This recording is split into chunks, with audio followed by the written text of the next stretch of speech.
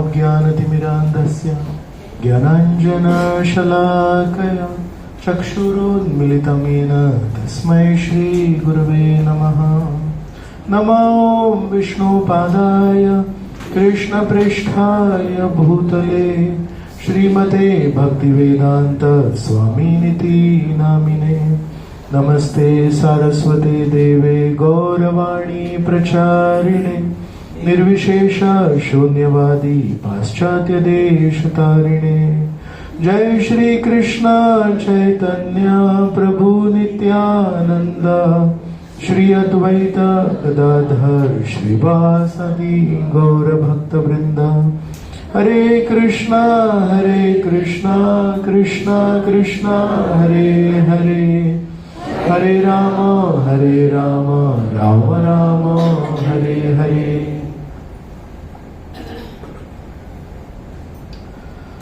हरे कृष्ण। सर्वांचे खूप खूप स्वागत। आपण जन्माष्टमी नंतर पुन्हा एकदा भेटतोय आणि आज 5वा अध्याय आपण सुरू करणार आहोत। पहिला श्लोक आपण बघूया। ठीक आहे, सुरुवात आपण कशी आहे ही 5व्या अध्यायाची, त्याच्यावर थोडंसं मी काही स्लाइड्स बनवले। 3रा अध्याय कुठला होता? कर्मयोग। आणि 4था अध्याय ज्ञानयोग। मग आता 3रा आणि 4था झाल्यानंतर 5वा आहे, तर त्याच्यामध्ये मग श्रीकृष्ण आपल्याला या दोघांचं संमिश्रण कसं करायचं हे शिकवणार आहे। म्हणून इथे लिहिले कर्म प्लस ज्ञान इज इक्वल टू भक्ती। आता अध्याय क्रमांक 5 याची सुरुवात कशी होते, तर 3ऱ्या अध्यायामध्ये आध्यात्मिक ज्ञानात स्थिर असलेल्या व्यक्तीची निष्क्रियता यावर चर्चा झाली होती।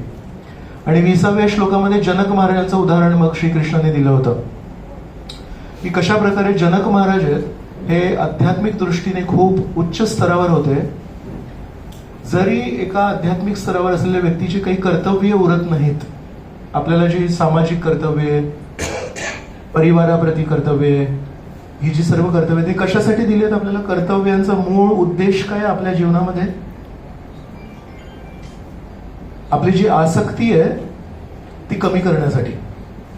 आपण जेव्हा आलो या जगामध्ये तेव्हा काहीच नव्हतं, आणि जेव्हा जाणार तेव्हा आपण काही घेऊन नाही जाणार आहोत। मधल्या काही काळामध्ये आपल्याला असं वाटतं की हे आपलं आहे म्हणून, तर ती एक कामापुरती काळजी घेणं आणि या पलीकडे जाऊन त्या प्रत्येक वस्तूप्रती, लहान लहानशा वस्तूप्रती आसक्त होणं, यामधलं अंतर आपल्याला शेवटी गाठायचं आहे। तर म्हणून कर्तव्य कशासाठी सांगितली आहेत की कर्तव्य साधारणपणे तुमच्या मनामध्ये थोडा विचार करा की कर्तव्य करण्यासाठी स्वतःला थोडा धक्का मारायला लागतो। कर्तव्य करणं सोपं नाहीये, कर्तव्य करणं सहज नाहीये। आपण पण आपल्यापेक्षा जे लहान मुलं असतील, सुना असतील, कोणी असतील, त्यांना पण सांगत तुझं कर्तव्य हे आहे, शिक, नाही? मग तसं परमेश्वर आपल्याकडे पण बघून म्हणतात की तुझं कर्तव्य हे आहे, शिक। प्रत्येक जण आपण विद्यार्थी आहोत, कोणी शाळेतला विद्यार्थी आणि कोणी शाळेबाहेरचा विद्यार्थी आहे, पण विद्यार्थी आपण सगळेजण आपण शिकत असतो। प्रत्येक क्षणोक्षणी, प्रत्येक परिस्थितीमध्ये शिकण्याची जी संधी आहे ती आपण सोडू नये।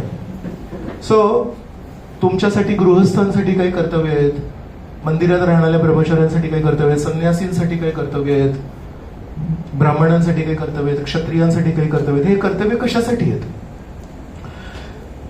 जो व्यक्ती ज्या परिस्थितीत आहे त्या परिस्थिती अनुसार आणि त्याच्या स्वभावानुसार अंतिम ध्येय जे गाठायचंय, अंतिम ध्येय काय गाठायचंय की या जगातून एक दिवशी जेव्हा सगळं काही सोडून जायचंय तेव्हा एका क्षणात सोडायचंय।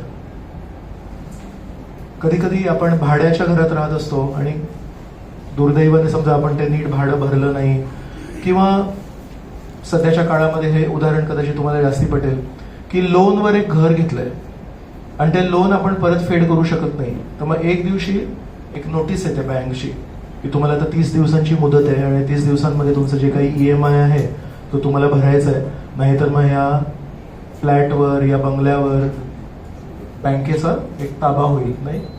तर कमीत कमी आपण म्हणू शकतो की एका महिन्याचं तरी नोटीस देते बँक, आणि त्यामध्ये आपल्याला मग ठरवायचं आहे की माझ्याकडे क्षमता आहे की नाहीये। जर असेल तर मग इकडचे तिकडचे धागे दोरे पूल करून इथून थोडे 20 लाख, इथून 12 लाख, इथून 40 लाख, जे काही असेल ते सगळे एकत्र करून काहीतरी करायला पाहिजे। कारण ते झालंय, आता 30 दिवसांची मुदत आहे, या दिवशी त्याच्या पूर्वी तुम्हाला भरायचं। आणि समजा नसेल होऊ शक्य तर नाही होते शक्य, नाही करू शकत आहे, लोन नाही परतफेड करू शकत, मग काय करणार? मग 30 दिवसांमध्ये कुठेतरी स्थानांतरित होण्यासाठी आपल्याला वेळ मिळालाय की दुसरं कुठेतरी काहीतरी घर घेऊन छोटं असेल तिथे जायचं आणि कमीत कमी सामानाची तोडफोड नाही होणार. ज्या दिवशी बँकेचे लोक येतील ताबा घेण्यासाठी कमीत कमी त्या दिवशी सगळं आदळ आपट तरी नाही होणार, तर तेवढं तरी आपण नुकसान वाचवू शकतो, बरोबर. पण मृत्यू काय आहे? मृत्यूचं नोटीस एक काय म्हणतात अस्पष्ट नोटीस आहे.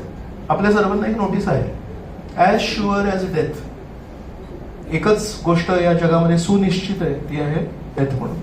पण फक्त एक गंमतची गोष्ट आहे की आपण प्रत्येक गोष्टीची पूर्वतयारी करतो, प्रत्येक संभाव्य गोष्टीची पोटेन्शियली दिस मे हॅपन, तर आपण त्याची तयारी करतो.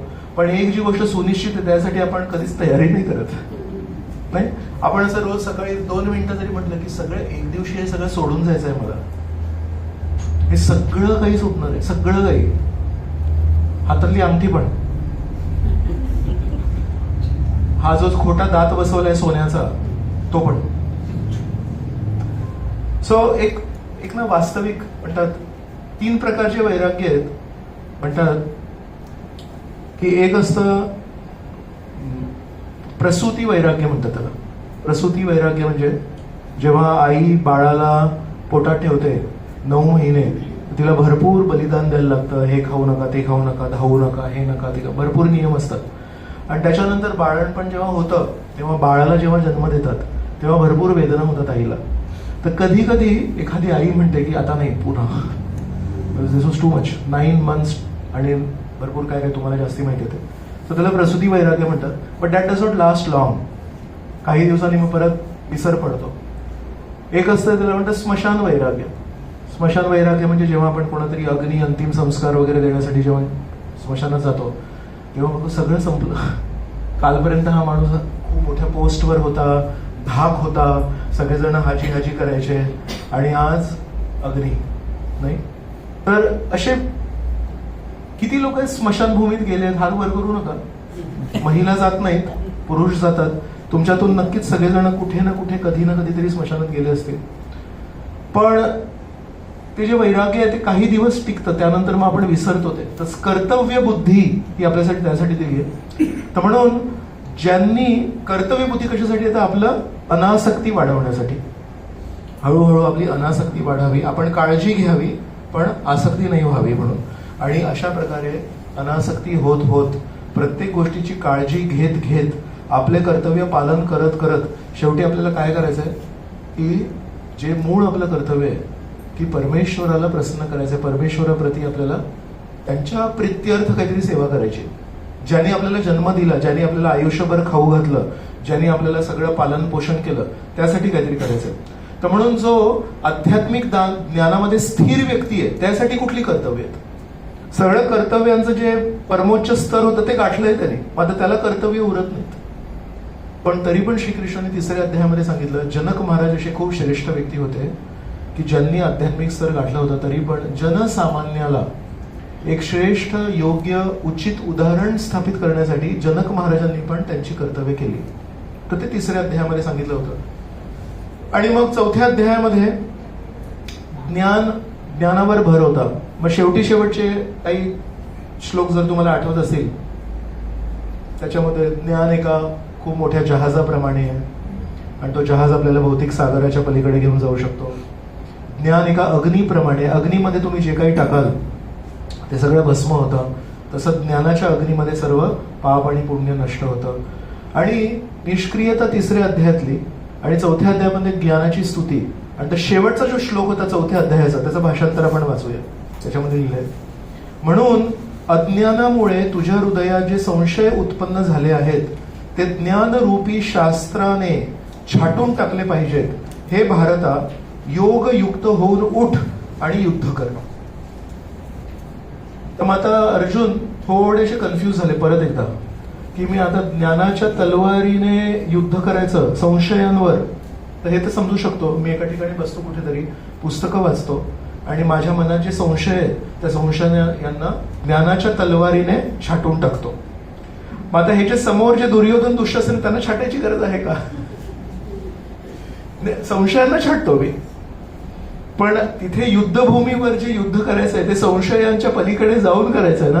तर मग आता म्हणून पहिल्या श्लोकामध्ये अर्जुन काय प्रश्न विचारताय. अर्जुन म्हणाला, हे कृष्ण, सर्वप्रथम तुम्ही मला कर्माचा त्याग करण्यास सांगता आणि पुन्हा तुम्ही भक्तिपूर्वक कर्माची प्रशंसा करता. आता या दोहोंपैकी कोणते अधिक लाभप्रद आहे ते कृपया मला निश्चितपणे सांगाल का. तर त्याच्या पूर्वीची ही पार्श्वभूमी आहे की हा प्रश्न उद्भवतो कुठून. जर श्रीकृष्णाने सगळं काही सांगितलंय मग पुन्हा हा प्रश्न कुठून येतो. तर पुन्हा अर्जुन कन्फ्युज आहेत. मग एका ठिकाणी बसायचंय आणि ज्ञान प्राप्त करायचंय की समोर हे जे लोक युद्धासाठी तत्पर आहेत त्यांच्याशी युद्ध करायचंय. त्यासाठी तुम्हाला पार्श्वभूमी दिली. तर हे दोन गोष्टीचे निष्क्रियता आणि कार्यकरण हे ऑलमोस्ट प्रकाश आणि अंधकारासारखे विरुद्ध आपल्याला वाटतात आणि म्हणून अर्जुनने तो प्रश्न विचारला. तर तिसऱ्या अध्यायामध्ये भगवान श्रीकृष्णांनी आध्यात्मिक ज्ञानात स्थिर असलेला श्रेष्ठ मनुष्य आपल्या भौतिक कर्तव्य पार पाडण्याच्या विनियमापासून मुक्त असल्याचे सांगितले आहे. तरी जनसामान्याला श्रेष्ठ स्व उदाहरणाद्वारे कर्तव्य शिकविणाऱ्या जनक महाराजांची उदाहरणे त्यांनी दिली आहे. मग आता श्रीकृष्णाची नक्की इच्छा काय आहे. मी आध्यात्मिक ज्ञान प्राप्त करून निष्क्रिय होऊ की जनक महाराजांसारखा होऊ की काय करू. थोडंसं जरा कन्फ्युज आहे. आणि चौथ्या अध्यायामध्ये अध्याय क्रमांक 4 यात भगवान श्रीकृष्णाने सांगितले की सर्व यज्ञ कर्माची परिणती शेवटी ज्ञानात होते. कालेनात्मनी विंदती श्रेयान द्रव्यमयाद यज्ञात ज्ञान यज्ञ परंतप. श्रीकृष्णाने तेव्हा सांगितलं होतं सर्व यज्ञांमधले त्याच्या 13 प्रकारचे यज्ञ सांगितले होते गृहस्थांसाठी ब्रह्मचार्यांसाठी. त्याच्यानंतर सांगितलं श्रेयान द्रव्यमयाद यज्ञात ज्ञान यज्ञ परंतप. ही द्रव्य देण्यापेक्षा ऍक्च्युअली ज्ञानाचा यज्ञ सगळ्यात श्रेष्ठ आहे. आणि मग त्याच्यानंतर लिहिलं होतं की कालेनात्मनी विंदती की जेव्हा आपण अशा प्रकारे ज्ञान अर्जित करतो तेव्हा आपलं जीवन शुद्ध होतं. मग आता अर्जुन म्हणतायत आणि शेवटी अध्याय क्रमांक या 4 मध्ये शेवटी भगवान श्रीकृष्णांनी अर्जुनाला उभे राहून युद्ध करण्यास देखील सांगितलं. मग आता अर्जुन म्हणतो शेर करू काय मी. आता पहिला हा श्लोक आहे 5व्या अध्यायाचा. अर्जुन उवाच संन्यासं कर्मणां कृष्ण पुनर्योगं च शंससि यच्छ्रेय एतयोरेकं तन्मे ब्रूहि सुनिश्चितम्. तर वारंवार हे येतं की आपले जे शास्त्र आहेत हे एक व्यक्ती बोलणारे शास्त्र नाही आहेत. बाहेरचे जे बाकीचे जे धर्म आहेत त्या बाकीच्या धर्मांमध्ये जे श्रेष्ठ शास्त्र आहेत त्याच्यामध्ये जो व्यक्ती बोलणारा असतो तो फक्त बोलतो आणि बाकीच्यांनी गप गुमान निमूटपणे ते ऐकून घ्यायचं असतं. आणि आपले जे शास्त्र आहेत त्या शास्त्रामध्ये नेहमी एक संवाद असतो. या दोघांमध्ये काय फरक असेल. काही शास्त्र काही धर्मांचे जे शास्त्र आहेत ते फक्त एक व्यक्ती बोलणार आणि दुसऱ्यांनी फक्त ऐकून घ्यायचं प्रश्न नाही विचारू शकत. आणि आपले जे मुख्य शास्त्र आपण गीता वाचतो याच्यामध्ये पुन्हा पुन्हा असं येतं श्रीकृष्ण काहीतरी सांगतात मग अर्जुन प्रश्न विचारतो मग त्याचं उत्तर श्रीकृष्ण देतात मग परत अर्जुन काहीतरी विचारतो. तिसऱ्या अध्यायाची सुरुवात पण एका प्रश्नाने झाली होती. दुसरा अध्याय जेव्हा संपला त्याच्यानंतर मग तिसऱ्या अध्यायामध्ये पहिला जो श्लोक आहे तो अर्जुनाचा प्रश्न आहे की आता काय करायचं ते नक्की सांग. मग परत त्याला उत्तरं दिली. मग आता परत ते झाल्यानंतर परत अर्जुनाचा प्रश्न विचारतोय. तर याचा फायदा काय असेल की प्रश्न विचारण्यावर किती भर दिलाय श्रीकृष्णाने. का कारण आपले जे शास्त्र आहेत हे केवळ पाठांतराचे शास्त्र नाही आहेत. हे समजून घेण्याचे शास्त्र आहेत. हे फक्त कोणावर बिंबवण्याचे शास्त्र नाही आहेत. हे स्वतः स्वीकार करण्याचे शास्त्र आहेत. तर म्हणून भर कशावर आहे. सांगण्यावर नाहीये भर आहे समजण्यावर. श्रील प्रभुपाद एकदा वृंदावनाच्या मंदिरामध्ये बसले होते तेव्हाचे जे टेम्पल प्रेसिडेंट होते त्यांचं नाव होतं धनंजय प्रभू. तर धनंजय प्रभू एका भक्ताला घेऊन आले आणि म्हणाले प्रभुपाद हा व्यक्ती पूर्ण भगवद्गीता कंठस्थ आहे याला आणि हा असा पोपटासारखा बोलू शकतो. तर प्रभुपाद तेव्हा काहीतरी काम करत होते. प्रभुपादांनी वर बघितलं पण नाही त्या भक्ताकडे की कोण आहे हा भक्त ज्याला पूर्ण भगवद्गीता कंठस्थ आहे. आणि मग त्या भक्ताला समजलं नाही आता काय करायचं तो निघून गेला. मग ते धनंजय प्रभू होते त्यांना प्रभुपादांनी सांगितलं त्याला काहीतरी प्रॅक्टिकल सेवा द्या म्हणून. गिव्ह हिम सम प्रॅक्टिकल सेवा. कारण प्रभुपादांनी एक लक्षात आलं की पूर्ण भगवद्गीता एका ठिकाणी बसून अशी कंठस्थ करण्यासाठी भरपूर वेळ द्यायला लागतो आणि हा व्यक्ती श्रीकृष्णांची काहीतरी प्रामाणिक सेवा न करता एका पोपटासारखा फक्त त्या गीतेला पाठ करतोय. मग प्रश्न आहे की अर्जुनाला गीता पाठ होती का. पूर्ण भगवद्गीता ऐकली त्यांनी पण पण सारांश लक्षात आला त्याला की श्रीकृष्ण काय म्हणतायत. श्रीकृष्ण म्हणतायत की माझ्यासाठी तू जीवन जगण्याची कला शिक, आणि माझी जर इच्छा असेल तर माझ्या इच्छेपूर्तीसाठी युद्ध सारखी गोष्ट जी एका अर्थाने हिंसा आहे, लोकांची हानी होते, आणि म्हणून एखादा सज्जन कधीही कोणाची हिंसा नाही करत. नाही असं म्हटलंय, जेव्हा आपल्या घरी कोणी पाहुणे येतात तर सगळ्यात चांगली गोष्ट आहे की आपण त्यांचं छान स्वागत करावं आणि त्यांना काहीतरी बसण्यासाठी एक आसन द्यावं, त्यांना काही थोडं पाणी, काहीतरी थोडंसं आहार द्यावा. बरोबर.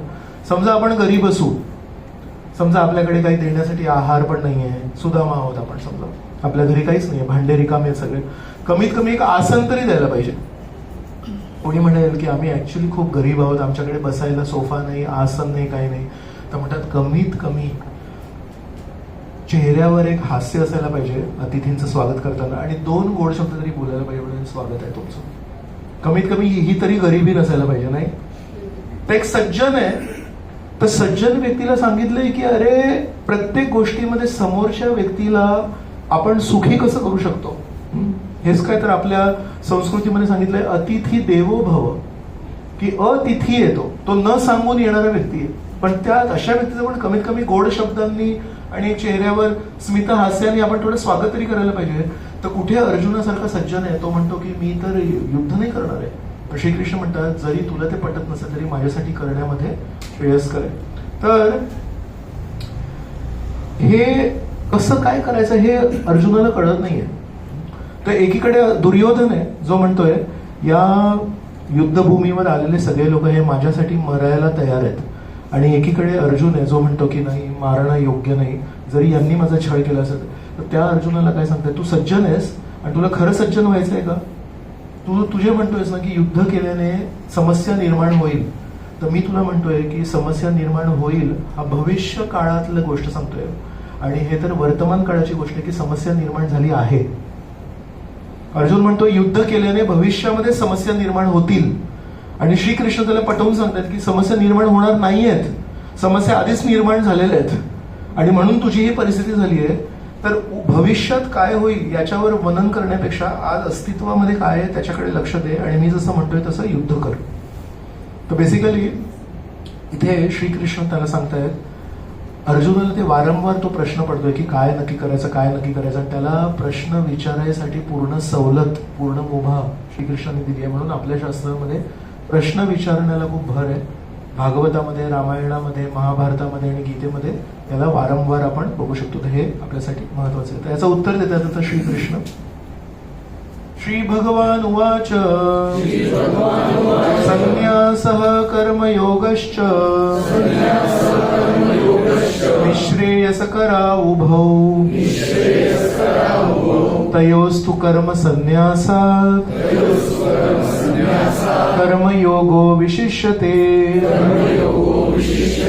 हे आपल्यासाठी खूप महत्वाचं ज्ञान श्रीकृष्ण या श्लोकात सांगतात. श्री भगवान म्हणाले कर्माचा संन्यास आणि भक्ती भावित कर्म दोन्हीही मुक्ती देण्यास चांगले आहेत, सक्षम आहेत, परंतु या दोहोंपैकी भक्तियुक्त कर्म हे कर्म संन्यासापेक्षाही उत्तम आहे.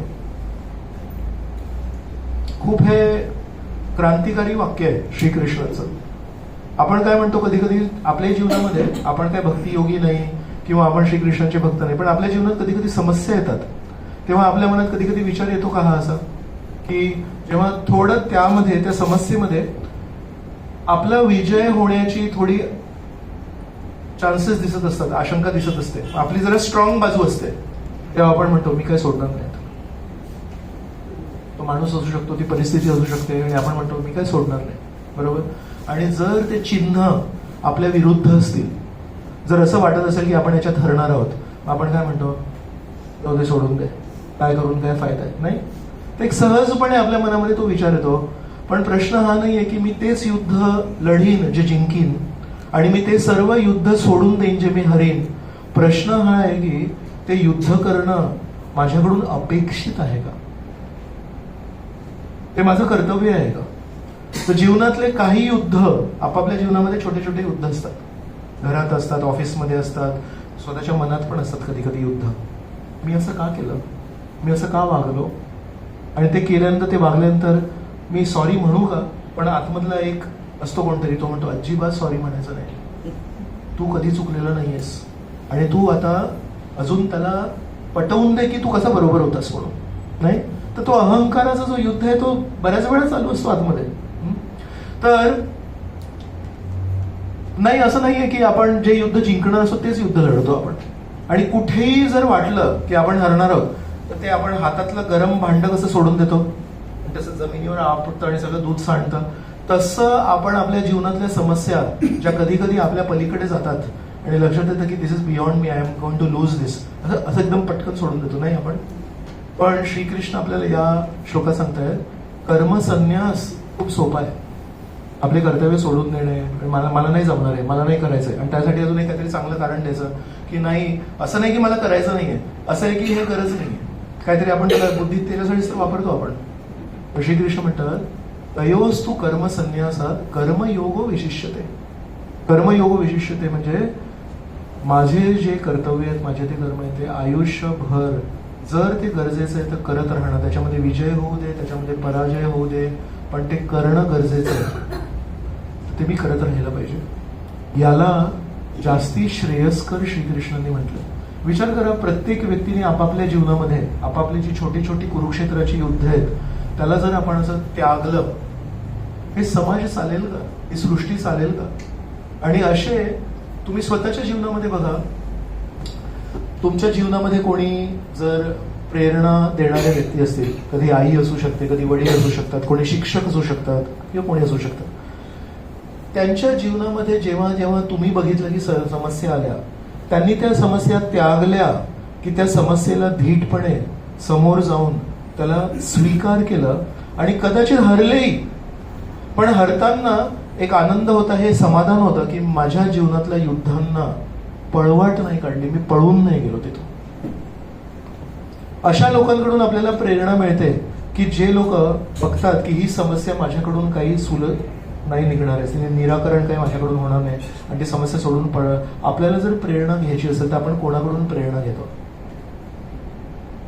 आपल्या जीवनामध्ये कोणी आजोबा, आजी, काका, मामा असतील, त्यांच्या जीवनामध्ये बरेच संघर्ष असतील, आणि जर त्यांनी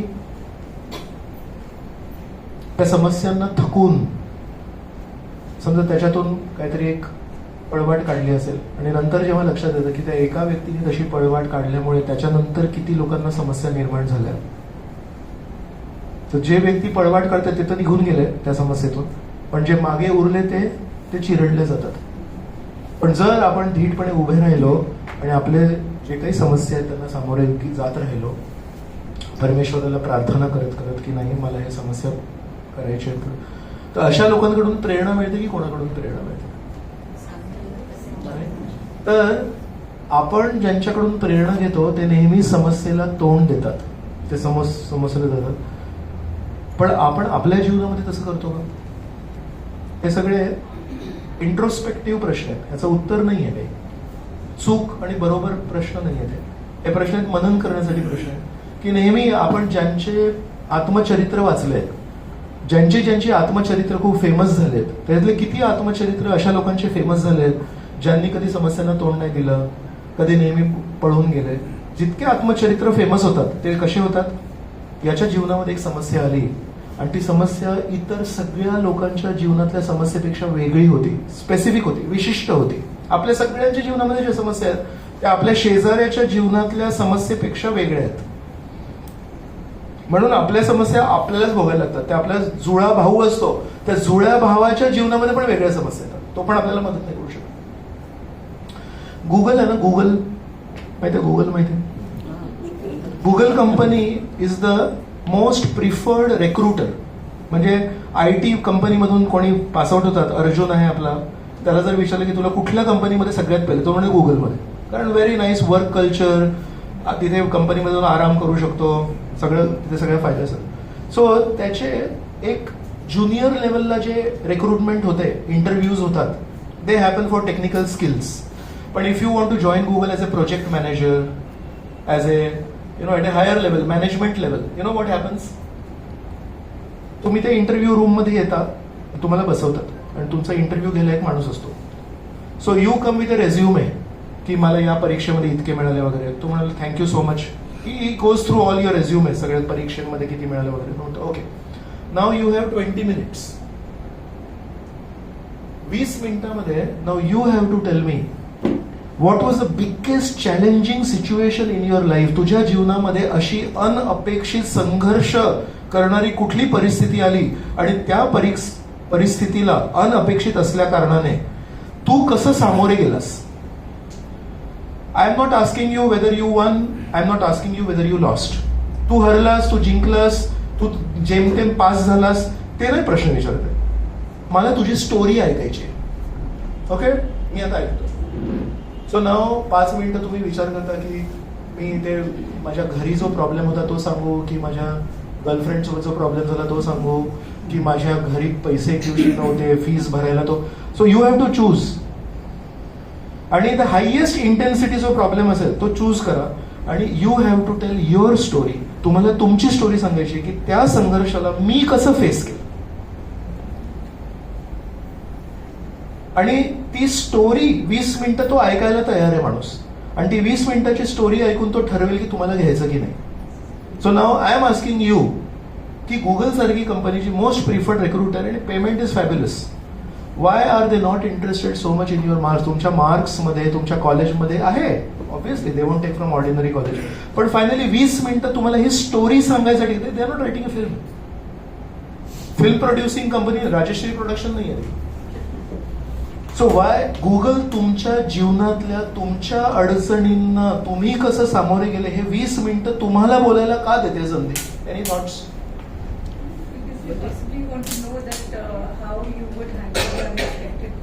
सो म्हणतायत की आम्ही ना गुगल आहे ना, आम्ही इनोव्हेटिव्ह प्रोडक्ट्स होतो. बरोबर.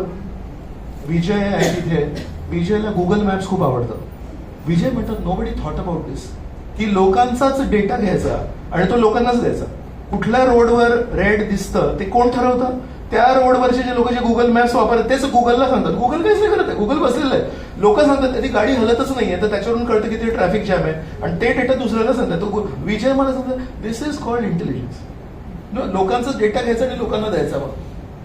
सो इनोव्हेटिव्ह आहे. सर्च असेल, युट्यूब असेल, हे असेल, all the top websites are Google websites, right. So everyone is spending time on Google. WhatsApp is also Google only, Meta. So highest जे सगळं सॉफ्टवेअर वापरते सगळं गुगलचं आहे. आणि माताजी म्हणतायत वन रिझन कुड बी की इनोव्हेटिव्ह काहीतरी काढायचं आहे ना, म्हणजे नवीन काहीतरी. आणि नवीन म्हणजे संघर्ष. जुन्याला जर कॉपी पहिलं ना ईमेल कोणी काढलं माहिती, हॉटमेल, राईट. मग हॉटमेलची कॉपी केली याहू मेल आणि last product was Gmail. But where is Gmail now. जीमेलनी ओव्हरटेक केलं. Yahoo mail nobody knows, Hotmail nobody knows, right. पण पहिलं हॉटमेल होतं, आठवते कोणाला. त्याच्यानंतर याहू मेल होतं, त्याच्यानंतर जीमेल आलं. जीमेल आलं सगळ्यांना संपून टाकलं जीमेलने, नाही. सो एवढे इनोव्हेटिव्ह एवढे. सो त्यांचं म्हणणं काय आहे की आम्ही याच्या पुढे पण अशा प्रकारचे प्रोडक्ट्स काढणार आहोत जे थोडे रेव्होल्युशनरी असतील. आणि रेव्होल्युशनरी प्रोडक्ट काढायला थोडा विचार करावा लागेल की काय करायचं. तर संघर्षात्मक जीवन आहे गुगलमध्ये. तर आम्हाला हे नाही ऐकायचं आहे की तुम्ही किती वेळा जिंकले आहात. आम्हाला हे ऐकायचं आहे की तुम्ही किती वेळ धीटपणे तिथे उभे राहून लढा द्यायसाठी तुम्ही तुमच्यामध्ये ती जिद्द आहे. कारण काय आपल्याला मदत करणार, आपण किती वेळा जिंकलोय ते मदत नाही करणार. उलट जर आपण आधी जर खूप जिंकलो असू तर अहंकार येतो की यावेळेस पण जिंकणार आहे आणि त्या अहंकारामध्ये आपण अनेक वेळा चुका करून बसतो. पण जर ती जिद्द निर्माण असेल की नाही मी युद्धाला सोडणार नाही, मी युद्धाला सोडणार नाही, ती जिद्द त्यांना पाहिजे. अजून काय असेल, कारण तुम्ही पण हातवर केलं होतं सिमिलर. अजून कोणाला काय. Yes. Google US Navy SEALs मध्ये, युएस नेव्ही तिकडे सगळ्यात जगातले चांगले सोल्जर्स जातात. तिकडे सुद्धा जो माणूस कधीच फेल झालेला नाही त्या माणसाला घेत नाही. Yes. He should have tested failure in right. So किती ही ना परिपक्व विचारधारणा आहे. हरण्यापासून आपण घाबरायला नाही पाहिजे, पण हरण्यापासून आपण जे हताश होऊन कोपऱ्यात जाऊन बसतो त्याला घाबरायला पाहिजे. जर हरलो आणि जर हरून आपण एक नोटबुक काढलं, पेन काढलं, कुठे हरलो, का हरलो, कशासाठी हरलो, कुठे कमी पडलो याची जर नोंद केली पुढच्या वेळेस आपण हरणार नाही. सो प्रश्न हा नाही की हरलो, प्रश्न आहे की मी त्या हरण्यापासून जेव्हा शिकत नाही तेव्हा ऍक्च्युली हरलो. सो घसरून पडण्यामध्ये प्रॉब्लेम नाहीये, पण घसरून तिथेच रांगण्यामध्ये प्रॉब्लेम आहे. जर घसरून पडलो आणि पटकन जर उभा झालो तर प्रॉब्लेम नाही. आपण माहिती लहान मुलं ते बॉल खेळत असतात, नेहमी बघतो मुलं कुठले बॉल खेळतात म्हणजे जे रिबाउंड होतात त्या बॉलनी खेळतात. आठवत आहे लहानपणी एक काळ होता जेव्हा आपण क्रिकेट वगैरे खेळायचो. मला अजूनही आठवत आहे तो बॉल जो घ्यायचो तो नवीन जेव्हा आम्ही दुकानात जायचो, टेनिस बॉल असेल किंवा तो रबर बॉल असायचा लाल कलरचा, तो असा आम्ही करायचो असा. तो जास्ती वर यायचा त्याला आम्ही म्हणजे तो चांगला म्हणून त्याला पैसे द्यायचो आणि तो विकत घ्यायचा. तो बॅटला लागल्यावर दूर जायला पाहिजे. आणि जर सॉफ्ट असेल तो रिबाउंडच होत नाहीये तर तो काय करणार आहे, असं पडलं तो खालीच बसायचा. म्हणजे हा आता माझ्या बॅटला लागला, मी मारीन 6 आणि तो 2 रन पण नाही होणार माझे. Right. So those balls were selected which way rebounding. Tennis players कुठले बॉल सिलेक्ट करतात जे रिबाउंड होतात, तसं परमेश्वर पण कुठले बॉल सिलेक्ट करतात आपल्या जीवनामध्ये त्यांच्या टेनिस प्ले मध्ये जे रिबाउंड होतात. तर आपण पण आपल्या आयुष्यामध्ये नेहमी रिबाउंड व्हायला शिकायला पाहिजे. परिस्थिती किती दाबेल हो आणि लोक आपल्याला कधीही युद्धामध्ये हरवण्यासाठी प्रयत्न करतील, पण आपण रिबाउंड होतोय का हे महत्वाचं. सो गुगल आणि US नेव्ही सीलचं छान उदाहरण दिलं त्यांनी. ऑर्डिनरी कंपनीज जे आहेत ते आजही हे बघतायत की तुम्हाला कॉलेजमध्ये किती मार्क मिळाले. मग त्यांना कोण मिळतात, त्यांना पोपट मिळतात जे फक्त ऐकून घेतले आणि त्यांनी इथे ठेवलं, गळ्यात ठेवलं, पोटात पण नाही घेतलं आणि नंतर जेव्हा एक्झामिनेशन पेपर आला तेव्हा त्यांनी फक्त त्याची ओकारी केली, आतमध्ये स्पर्श नाही झाला. मग अशा लोकांना सो नॅस्कॉम आहे, नॅस्कॉम इज सगळे IT कंपनीज आहे. So at one point of time around 3 or 4 वर्षाआधी म्हटले होते 36% of IT graduates in India are fit for employment. So as soon as they pass out of engineering, IT engineering, they are fit for employment. How many? So what happened to the rest? ते म्हणतात त्यांना IT मध्ये actually they are not teaching them IT, they are just teaching them something. Syllabus complete करण्यासाठी एक भोकमपट्टी करून काहीतरी करून चला झाला पास, त्यांना फीज मिळत आहे तसं. दे are not fit for employment. त्यांना पटकन प्रोजेक्टवर लावू शकत नाही, त्याला एक परत त्याच्यावर भरपूर काम करायला लागतं वगैरे. So this is the situation. म्हणून गुगल वगैरे काय म्हणतायत, तू किती माहिती आहे ते नाही पाहिजे, तुझ्या जिद्द किती आहे ते पाहिजे मला. सो तयोस्तु कर्म संन्यासात कर्मयोग विशेषित आहे. श्रीकृष्ण पण 5000 वर्षापूर्वी अर्जुनाला ते म्हणतायत की अरे त्यागणं तर खूप सोपं आहे रे, त्यागणं खूप सोपं आहे, पण नाही जर ते माझं कर्तव्य आहे आणि जर परमेश्वराला ते प्रसन्न करणार आहे तर त्या अग्नीमधून मी निघीन आणि माझ्यावर जे डाग येतील ते माझे अलंकार असतील. जेव्हा आईचे हात भाजतात चपाती करताना आणि स्वयंपाक करताना, तर ते तिथे जे डाग असतात आईच्या हातावर, ते कदाचित आईला वाटत असेल की अरे डाग आले, पण actually that is proof of her love for the children. मुलांना ते आईचे डाग, आईच्या हातावर स्वयंपाक करताना जे केलेले डाग आहेत ते किती गोड लागतील, कारण हे सगळं माझ्यासाठी स्वयंपाक करताना आईने वेगवेगळे काय काय केले म्हणून ते हात भाजले नाही. सो श्रीकृष्ण असं म्हणतायत, आपण बघूया. श्री भगवान म्हणाले कर्माचा संन्यास आणि भक्तिभावित कर्म दोन्ही मुक्ती देण्यास चांगले आहेत, परंतु या दोहोंपैकी भक्तियुक्त कर्म हे कर्म संन्यासापेक्षाही श्रेष्ठ आहे. तर श्रीकृष्ण यांचं उत्तर काय आहे. आध्यात्मिक ज्ञानात स्थिर असलेल्या व्यक्तीची निष्क्रियता 3ऱ्या अध्यायामध्ये सांगितली होती, पण म्हणतायत भक्ती भावनेने आपले कर्तव्य करा हे जास्ती श्रेयस्कर आहे. तर ते नव्हतं का, ते पण आहे. तो पण प्रकाश होता, अंधकार दोन्ही नाही आहेत. आपल्याला असं वाटतं की तो प्रकाश आणि अंधकार होता, तोही प्रकाशच आहे, पण हा आणखी जास्ती प्रकाश आहे. आणि उभय मार्गांमध्ये भक्ती भावनेने कार्य करणे हे जास्त श्रेयस्कर आहे. भक्ती भावनेने कार्य करणे श्रेष्ठ का बरे. पहिला पॉइंट वाचणार तुम्ही वाचणार स्क्रीनवरचा पहिला पॉइंट. आत्मा याकरिता निष्क्रियता ही कृत्रिम आहे, कार्यशील राहणे हे स्वाभाविक आहे. बरोबर आहे. पहिला पॉइंट फक्त नाही, काहीतरी मनात विचार येणं, थोडं काहीतरी नेहमी प्रयत्नशील राहणं हे स्वाभाविक आहे, आणि निष्क्रियता ही कृत्रिम आहे. म्हणून जर निष्क्रियता ही कृत्रिम आहे आणि कार्यशील राहणं कृत्रिम आर्टिफिशियल, कार्यशील राहणं हे जर स्वाभाविक आहे तर कार्यशील राहण्यापासून आपण वाचू शकत नाही. मग कार्यशील राहणं हे गरजेचं आहे. मग कार्यशील फक्त कुठल्या उद्देशासाठी राहणं हे आपल्याला ठरवण्याची गरज आहे. तर अध्यात्म म्हणजे काय? अध्यात्म म्हणजे कार्यशील राहणं सोडायचं नाहीये, पण कार्यशील योग्य कारणासाठी राहणं हे निवडायचं आहे, चयन करायचं आहे. स्पिरिच्युअलिटी, अध्यात्म हे करू की नको करू यापेक्षा जास्ती काय करू याच्यावर जास्ती केंद्रित आहे. चयन करण्यामध्ये choice. Spirituality is about choice. Spirituality is not about doing और नॉट डुईंग. करू की नको करू हा प्रश्न नाही अध्यात्मामध्ये. अध्यात्मामध्ये करायचं तर आहे, पण हे करू की हे करू, दोघांमध्ये चांगलं काय असेल.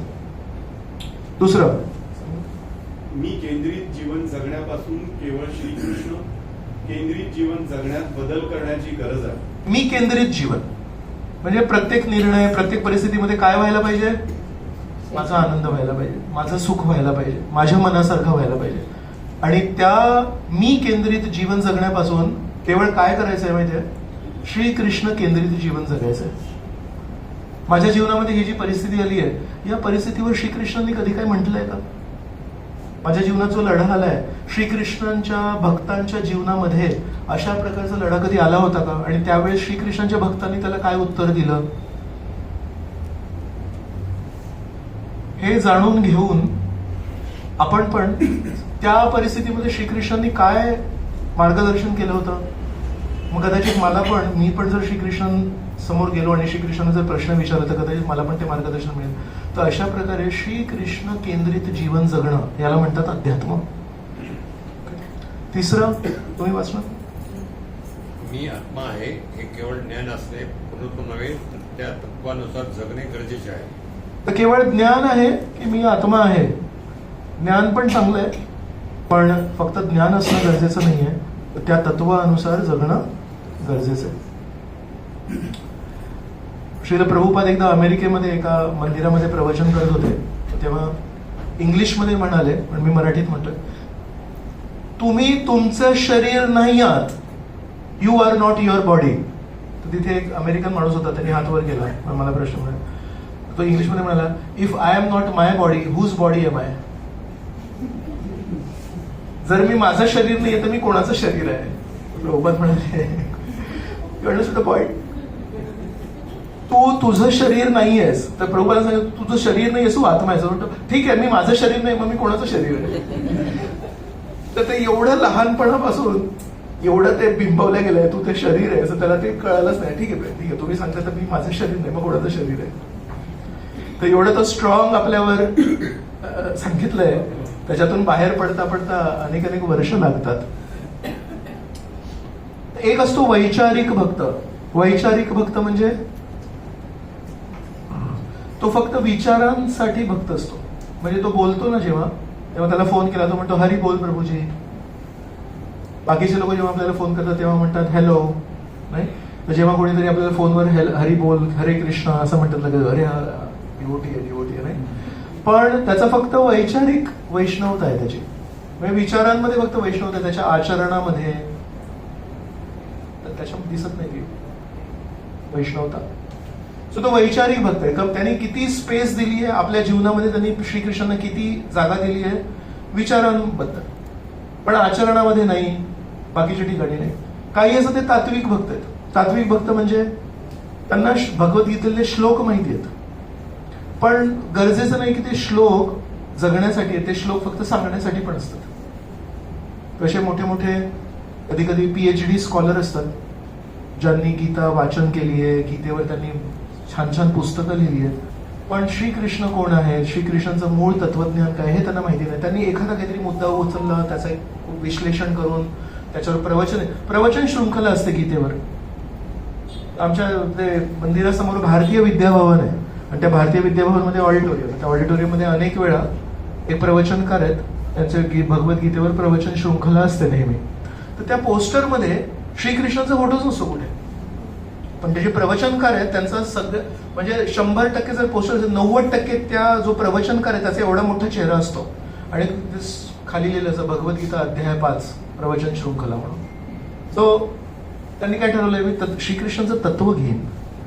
श्रीकृष्णाचा शेवटी काही ना काहीतरी फायदा करून घ्यायला पाहिजे आपण आपल्या जीवनामध्ये. तर श्रीकृष्ण तत्व घेईन आणि ते तत्व प्रवचनामध्ये बोलून स्वतः मी फेमस होईन, पण श्रीकृष्णांना मी पुढे नाही करणार, मी स्वतः मागे नाही जाणार. ते स्वतःला पुढे करतात श्रीकृष्णांची मालमत्ता वापरून. आणि मग काही भक्त असतात ते वास्तविक भक्त असतात. सो इमोशनली ऑल्सो ते वैष्णव आहेत, वैचारिक दृष्टीने पण वैष्णव आहेत, आचरणामध्ये पण ते वैष्णव आहेत. म्हणजे त्यांनी परमेश्वराला फक्त भावनिक स्थान नाही दिलंय, त्यांनी फक्त वैचारिक स्थान नाही दिलंय, त्यांनी सर्वस्व अर्पण केलंय श्रीकृष्णांना.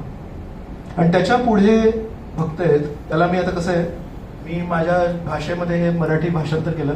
गुंतवणारे भक्त म्हणजे काय, ते स्वतः गुंतलेले आहेत पण ते इतरांना पण गुंतवतात, इतरांना शिकवतात की कशा प्रकारे तुम्ही हळूहळू हळू श्रीकृष्णांना आपल्या जीवनात स्थान द्या. तर कमीत कमी आपण वास्तविक भक्ताच्या पायरीपर्यंत तरी पोचायला पाहिजे. जरी आपण इतरांना शिकवण्यामध्ये जरी नसू एक्सपर्ट, तरी पण ऍटलिस्ट आपण फक्त असे कोणी दिसले तुम्हाला जे खूप छान टीका लावतात आपल्या मंदिरातले, म्हणजे इस्कॉनचे नाही, लहानपणी वगैरे असे कधी कोणी असं आहेत का तुमच्या जीवनामध्ये? कधी कोणी मित्र असेल, कोणी नातेसंबंधी टीका लावणार, अगदी छान उपवास करणार वगैरे, पण त्यांच्या आचरणामध्ये विषमता दिसते. आणि ती जी विषमता दिसते ती विषमता एका साधारण माणसाला जास्ती त्रास देऊन जाते. असं तुमच्या मनात काही अनुभव आहे? कधी कोणी ऐकलंय किंवा कधी काही तुम्ही वाचलंय किंवा काय आहे? कोणी सांगणार एखादा अनुभव काही? मला एक फॅमिली माहिती आहे, तर ते तरुण आहेत, पती पत्नी, आणि खूप छान आहेत दोघं. तर त्याचे प्रभूजी आहेत ते नेहमी चॅन्टिंग करतात. त्याचे माताजी आहेत ते पण इतके स्वभावाने इतके छान आहेत आणि नेहमी सेवा करायला तयार असतात. तर मी त्यांना अनेक वेळा दोघं जेव्हा भेटतात तेव्हा त्यांना नेहमी म्हणायचो की तुम्ही थोडं हरिनाम घ्यायला पाहिजे, तुम्ही चॅन्टिंग करायला पाहिजे. आणि त्याचे प्रभूजी जे आहेत, जो मुलगा आहे, त्याने खूप छान चॅन्टिंग सुरू केलं. मग मी पण असं जास्ती काही फोर्स नाही करत, तर त्यांना विनंती करत. तर नेहमी दोघे यायचे भेटायला, तेव्हा दोघांना म्हणायचो की तुम्ही पण करायला पाहिजे चॅन्टिंग. तर माताजी म्हणायचे हा प्रभूजी. हिंदी येते म्हणजे हा प्रभूजी. मग परत 1 वर्षांनी थोडंसं मी म्हटलं, जन्माष्टमी आली, थोडंसं म्हणतो अरे जन्माष्टमी आली, थोडं हा प्रभूजी हा प्रभूजी. असे 2-3 वर्ष झाले, माताजींच्या हातामध्ये मला बीडबॅग दिसलीच नाही कधी. आणि तो मुलगा जो होता तो छान बीडबॅग घेऊन नेहमी जप करतो. तर एक दिवशी त्या माताजींना मी विचारलं, दोघे जेव्हा आले होते मंदिरात, तेव्हा त्यांना म्हटलं माताजी मला एक सवाल पूछना है आपसे, की मला खरोखर ना मनापासून सांगा की तुम्ही जप का नाही करत म्हणून. कारण मला त्यांचा स्वभाव दिसला, इतक्या छान स्वभावाचे आहे, सेवेसाठी नेहमी. आणि जेव्हा मी बोलतो लेक्चर तेव्हा मला सगळेजण दिसत असतात, बरोबर? ते असे ऐकतात लेक्चर. मी जे बोलतोय ते असं एकदम तो तहानलेला व्यक्तिगत, तसं तहानलेल्या व्यक्तीसारखं ते पित असतात. पण हातामध्ये फक्त जपमाळा दिसली नाही मला. तर मला लक्षात आलं कुठेतरी काहीतरी बिनसलेलं आहे. तर त्यांना मी एकदा विचारलं माझी ऐसा क्यों? त्यांनी काय सांगितलं माहिती आहे, लहानपणी त्यांची आई वडील हे राहत होते, तर आईची सासू म्हणजे आजी, वडिलांकडली आजी, ही पण तिथेच राहायची. तो म्हणाले मैंने मेरी दादी माँ को हमेशा नाम जप करते हुए देखा है. ते रामाचं नाव घ्यायचे. तो म्हणे सुबह मेरी दादी माँ जल्दी उठती थी और नहा धो के पूजा पाठ करती थी और 7 बजे हमेशा हाथ में माला लेती थी और राम राम राम राम नाम जप करती थी. यूपी चे थे. तो राम राम करते थे. सिर्फ दोपहर को खाना खाते समय वो राम नाम छोड़ देती थी, फिर प्रसाद लेती थी, फिर दिन भर नाम लेती थी. मला एकदम आनंद वाटला. म्हटलं छान फॅमिलीतून आले ते लोक. मग त्यांना विचारलं अच्छा फिर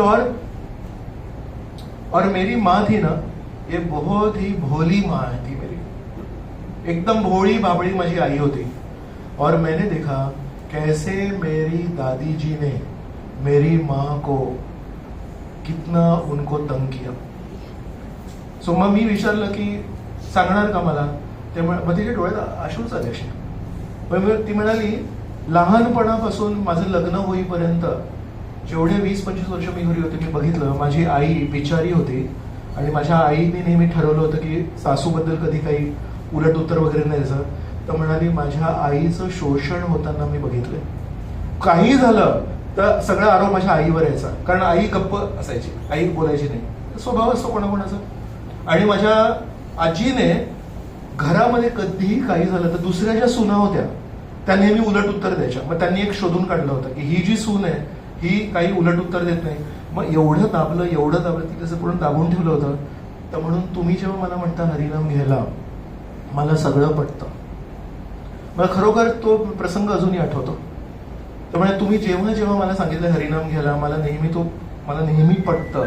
आणि ऍक्च्युली मी यांना सांगते पण की मला आता हरिनाम घ्यायचा आहे. आणि एक दिवशी आम्ही ती फीडबॅक घेतली पण, विकत घेतली पण मी जेव्हा घरी गेली आणि मग आम्ही दोघं जप करायला बसलो, मी हातामध्ये ती जेव्हा माळ घेतली तर माझ्या मनामध्ये त्या आठवणी आल्या की माळ घेणारी एक व्यक्ती माझ्या जीवनात जी होती ती कशी होती.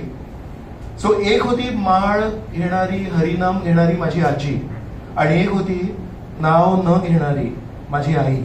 आणि माझी आई किती भोळी होती आणि माझ्या आईचं किती शोषण झालं ते बघितलं. तर म्हणून ना जेव्हा जेव्हा तुम्ही मला सांगता की माळ घ्यायला, माझ्या मनातून इच्छा होते. आणि मलाही माहिती आहे तुम्ही जे सांगता ते बरोबर आहे, ते श्रेयस्कर आहे माझ्यासाठी.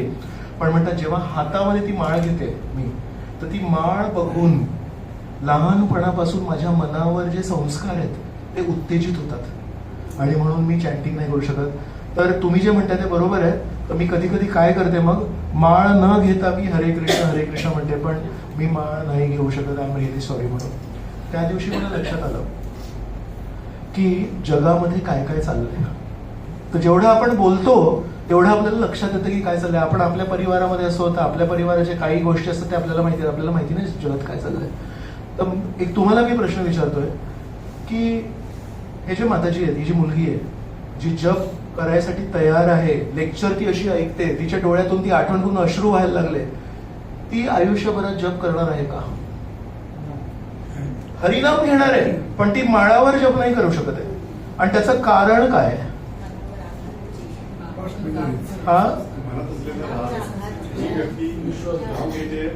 राग म्हणण्यापेक्षा ना तिचा तो संघर्ष झालाय. राग आहे पण तिच्या मनात ना ती अशी पूर्ण घालमेल झाली आहे.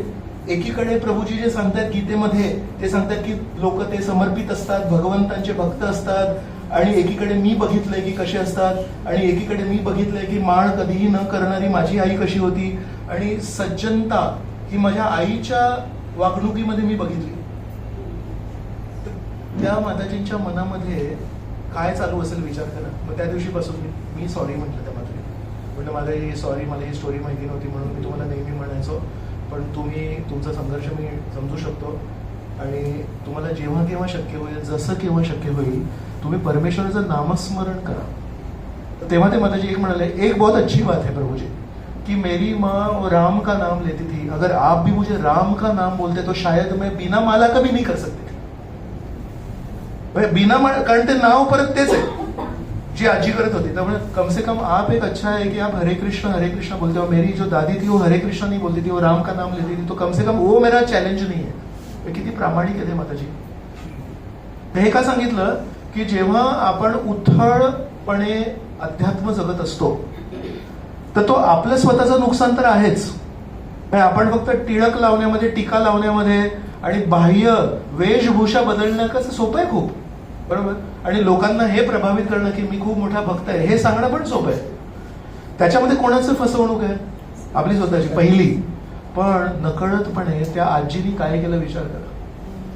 त्या आजीने किती मोठी हिंसा केली आहे, कळत नकळत, माहिती नाही मला, मी भेटलो नाही आजीला त्यांच्या. पण आज त्याचा परिणाम किती मोठा आहे. म्हणून आपण हा धडा किती गांभीर्याने शिकायला पाहिजे. आपलं जे काही आंतरिक स्तर आहे त्या अनुसारच आपण बाह्य व्यवहार करायला पाहिजे.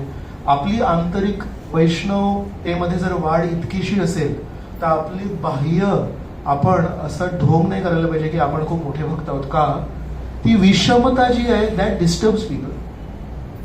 तुम्ही जर म्हणाले ना, मी ऍक्च्युली ना प्रभूजी माझी श्रीकृष्णांवर श्रद्धा खूप लहान आहे, माझी भगवद्गीतेवर श्रद्धा स्वतःची खूप लहान आहे, म्हणून मी लहानसाच भक्त आहे, त्याचा प्रॉब्लेम नाही होत लोकांना. जर तेव्हा तुम्ही म्हणता ना मी नवशिक्या आहे, हो प्रभूजी मी नवशिक्या भक्त आहे, नवशिक्याला जवळ करण्यामध्ये लोकांना प्रॉब्लेम नाही होत. आणि उच्च भक्तांना जवळ करण्यामध्ये पण लोकांना प्रॉब्लेम नाही होत. लोकांना प्रॉब्लेम कधी होतो माहितीये? जेव्हा तो भक्त म्हणतो की मी मोठा आहे, पण त्याच्या आचरणातून आणि त्याच्या वागणुकीतून आणि त्याच्यासोबत जेव्हा आपण देवाणघेवाण करतो त्या देवाणघेवाणातून एक लक्षात येतं की याची आंतरिक तेवढी श्रद्धा नाहीये. हा अजूनही याचे विचार जे आहेत ते भौतिकच आहेत, स्वार्थीच विचार आहेत त्याचे. फक्त आता स्वार्थाला एक बाहेरून टीका लागलाय आणि हा स्वतःला आता वैष्णव म्हणतोय, पण आंतरिक याची अजून वाढ नाही झाली आहे. ही जी विषमता आहे, ते जे अंतर आहे, आंतरिक वास्तविकता आणि बाह्य प्रदर्शन, त्यामध्ये जे अंतर आहे, actually it is very harmful to people.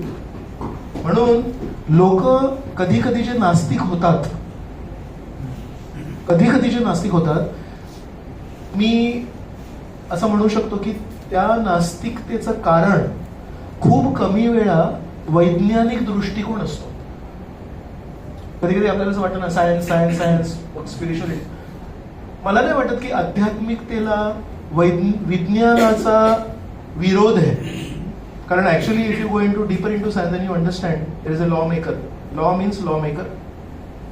खरा जो आध्यात्मिक मार्गाला जो धक्का बसतो तो अशा तथाकथित लोकांकडून धक्का बसतो जे बाह्य दाखवतात की आम्ही खूप मोठे भक्त आहोत, पण त्यांची आंतरिक अजून वाढ झालेली नसते आणि त्यांचे व्यवहार, त्यांच्यासोबतचे संबंध ते बघून ऍक्च्युली जो धक्का पोचतो तो धक्का वर्षानुवर्ष टिकतो. आणि ही मुलगी आता लग्न करून मुंबईला आली आहे, पण तिला अजूनही तो जो ट्रॉमा आहे, तो trauma she has not been able to overcome. हे ते एक गोष्ट मी सांगितली तुम्हाला, अजून अशा अनेक गोष्टी सांगू शकतो मी तुम्हाला. तर म्हणून आपला सर्वांचं परमेश्वराप्रती एक खूप मोठं कर्तव्य आहे. मी जसा आहे तसा मी बोलणार की मी आहे. आणि उलट मी तर म्हणतो की मी जो आहे त्याच्यापेक्षा 2 शब्द आपण खालीच बोलायचे की मी कोण आहे. पण मी कोण आहे आतमध्ये त्याच्यापेक्षा जास्ती जर आपण बोललो तर पहिली गोष्ट म्हणजे आपण स्वतःची फसवणूक करतोय, जे आपण करायला नाही पाहिजे. आणि दुसरी गोष्ट म्हणजे नकळतपणे आपण कोणाच्या तरी श्रद्धेला डळमळीत होण्यासाठी योगदान देतोय. तर माझा खोटारडेपणा हा दुसऱ्यांच्या श्रद्धेला घातक असतो. म्हणून माझा खोटारडेपणा किती घातक आहे. म्हणजे विचार करा, कोणतरी भगवद्गीता वाचत असेल, कोणतरी श्रीकृष्णाचा भक्त होत असेल आणि माझ्या खोटारडेपणामुळे तो म्हणेल जर श्रीकृष्णाचे भक्त असे असतील मी चाललो दूर. I am responsible for that persons going away from Krishna. What a big crime. हजारो जन्म करून तो माणूस आता श्रीकृष्णाजवळ येतोय, तो भगवद्गीतेजवळ येतोय आणि माझ्या वागणुकीमुळे तो व्यक्ती चाललाय. ही हिंसा किती मोठी आहे. एक वाचिक हिंसा असते, एक शारीरिक हिंसा असते आणि एक आध्यात्मिक हिंसा असते. तर आपण लोक वाचिक हिंसा कधी करणार नाही. आपण अपशब्द बोलतो का? आपण सुशिक्षित आहोत, सुसंस्कृत आहोत, आपण त्या रस्त्यावरच्या लोकांसारख्या अपशब्द बोलतो का? नाही. तुमच्यातून किती लोक शारीरिक हिंसा करतात? टॅक्सीवाल्यांनी म्हटलं माझ्याकडे पैसे नसतात, दिले तर 2 नाही म्हणजे काय नाही. सो आपण खूप सुसंस्कृत लोक आहोत आणि आपण वाचिक हिंसा नाही करणार आणि शारीरिक हिंसा नाही करणार. पण जितके आपण सुसंस्कृत असू तितके आपल्याकडून सांस्कृतिक आणि आध्यात्मिक हिंसा होण्याचे चान्स आहे, विच इज मच ग्रेटर. म्हणून ही जी हिंसा आहे ती पटकन लक्षात येते, शारीरिक हिंसा लक्षात येते, पण सांस्कृतिक आणि आध्यात्मिक हिंसा लक्षात येत नाही. आपल्या चुकीच्या वर्तणुकीमुळे, आपल्या अहंकारी वागणुकीमुळे आपण किती लोकांना श्रद्धा वाढवण्यासाठी अडथळा निर्माण करतोय. ही किती मोठा आपला डिससर्व्हिस आहे. परमेश्वराला दुखी करण्याचा मार्ग आहे. म्हणून कधी कधी जे सुसंस्कृत भक्त असतात ते त्यांच्या खोटारडेपणामुळे एखाद्या साधारण अभक्तापेक्षा जास्त हिंसा करू शकतात. आपण थोडं सांभाळून राहायला पाहिजे. म्हणून इथे 4 वैचारिक भक्त म्हणजे तो फक्त वैचारिक. तात्विक भक्त म्हणजे त्याला फक्त श्लोक माहिती आहेत. आणि दुसरे वास्तविक भक्त म्हणजे ट्राईंग जगण्याचं. आणि दुसरे तो गुंतवणारा भक्त म्हणजे जो इतरांना पण शिकवतो. सो 3रा श्लोक. कोणाला अशी कुठली स्टोरी, जशी मी त्या मुलीची स्टोरी शेअर केली की त्यांची आजी, कोणाचे आहे लहानपणी काही वाचलंय, बघितलंय आणि त्याच्यामुळे तुम्हाला एक अध्यात्मामध्ये पाऊल पुढे गेलं, एक संघर्ष तो, असं आहे कोणाचं ते? जर नसेल तर तुम्ही सौभाग्यशाली आहात खूप. खूप मोठं सौभाग्य आहे की कधी चुकीचे उदाहरण तुम्ही बघितले नाही. चुकीचे उदाहरण ज्यांनी बघितले त्याला सगळं कळतं आणि सगळं पटतं, पण तो करू नहीं शकत. मतलब प्रभु जी ने वो गीता, एक व्यक्ति था जो गीता पढ़ता था, लेकिन उसने जो मेरे साथ किया वो मुझे अभी भी याद है. मैं गीता जब भी हाथ में लेता हूं तो मुझे उसकी याद आती है. कोणतरी बोलला काहीतरी मागे, बोलला ना कोणतरी? ओके. श्लोक क्रमांक 3. गेय स नित्य संन्यासी यो न द्वेष्टि न कांक्षति निर्द्वन्द्वो हि महाबाहो सुखं बंधात् प्रमुच्यते. गेय स नित्य संन्यासी. हे अर्जुना, मी तुला क्षणोक्षणी संन्यासी कोण आहे याचं तुला सांगतो. यो न द्वेष्टी न कांक्षती, जो द्वेष नाही करत कधी कोणाचा आणि त्याला कोणाकडून काही अपेक्षा पण नाहीये. जर आपण अशा चेतनेमध्ये जीवन जगलो, आपण गृहस्थ असू दे, पण श्रीकृष्णांच्या या श्लोकाप्रमाणे आपण गेयस नित्य संन्यासी यो न द्वेष्ट न कांक्षती. हे महाबाहो अर्जुना, जो द्वेष करीत नाही. द्वेष करणं म्हणजे सोप्या साध्या मराठी भाषेत नाही हो. हे सगळं कसं आहे ना, तुम्ही फिलॉसॉफर झाले आता गीता ऐकून. द्वेष म्हणजे काय? पर उत्कर्ष असहिष्णुता. दुसऱ्याचं चांगलं बघवत नाही. हा पुढे का चाललाय? कोणाच्या पुढे चाललाय? हा जर दुसऱ्याच्या पुढे गेला तर माझ्या पुढे का चाललाय? ते मी केंद्रित आहे परत. सो मित्र केव्हापर्यंत मित्र आहे? जेव्हापर्यंत त्याचा मार्क माझ्यापेक्षा एक कमी आहे. ज्या दिवशी माझ्या मित्राला माझ्यापेक्षा परीक्षेमध्ये एक मार्क, हा पुढे कसा काय गेला, नाही, त्याला द्वेष म्हणतात. दुसऱ्याची प्रगती सहन न करताय त्याला म्हणतात द्वेष.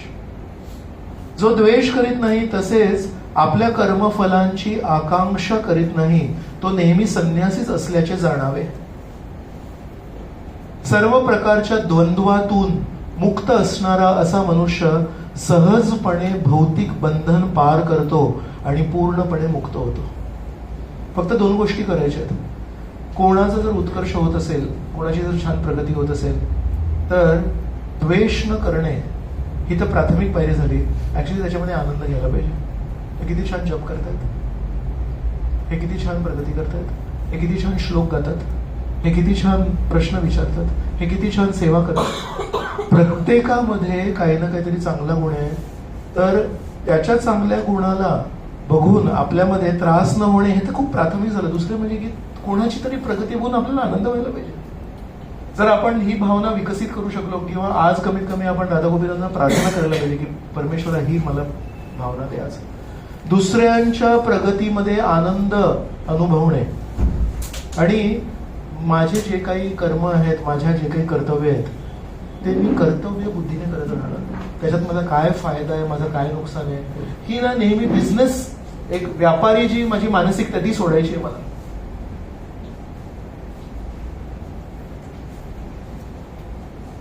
सो एक आहे संन्यास वेश आणि एक आहे संन्यास चेतना. एक आहे कपडे आणि एक आहे तशी चेतना. तो संन्यासी काय असतो? संन्यासी ना पूर्ण समाजाचं नेतृत्व करतो. तो पूर्ण समाजाचं नेतृत्व करण्यासाठी समाजाला नीट मार्गदर्शन द्यायला लागतं. ज्या व्यक्तीप्रती तुम्हाला द्वेष आहे, ज्या व्यक्तीची प्रगती बघून तुम्हाला त्रास होतो, त्या व्यक्तीला तुम्ही मार्गदर्शन देऊ शकता का? मार्गदर्शन देण्यासाठी काय गरजेचं आहे? थोडं विचार करा. कोणा व्यक्तीला मार्गदर्शन देण्यासाठी काय गरजेचं आहे? एक भावना की त्यांची प्रगती होते, एक सहानुभूती असणं. नाही, डॉक्टरकडे जेव्हा पेशंट येतो, जर डॉक्टरला त्या पेशंटची किळस वाटली, जर डॉक्टरला त्या पेशंट बद्दल दया सोडून कुठलीही दुसरी भावना निर्माण झाली, ही कॅनॉट हेल्प द पेशंट. त्रासात येतो पेशंट, पण त्याला मदत करण्यासाठी काय भावना पाहिजे? म्हणजे दयेची भावना पाहिजे. याच्याकडून चुकीचं खाल्लं गेलंय, याच्याकडून चुकीच्या वातावरणामध्ये, थंडीमध्ये गेला हा विदाऊट स्वेटर, म्हणून याला सर्दी झाली. Something he has done wrong. बरोबर. आजार कधी होतो? जेव्हा आपण चुकीचं खाल्लं, चुकीचं पडलो, लक्ष नव्हतं, धावलो, right. So all diseases can be connected to our mistake. Is it okay to say this? आपले जे आजार आहेत ते आपल्या निष्काळजी. हा कशाचा आजार आहे? कशामुळे? हा गरजेपेक्षा जास्ती. बरोबर. सो जितके आपले आजार आहेत डोळ्याचे, कानाचे, रॉक कॉन्सर्टला जाऊन स्पीकरच्या जवळच होतो मी, कान फुटला नाही. जितके आपले आजार आहेत ते आपल्या एखाद्या चुकीशी आपण कनेक्ट करू शकतो.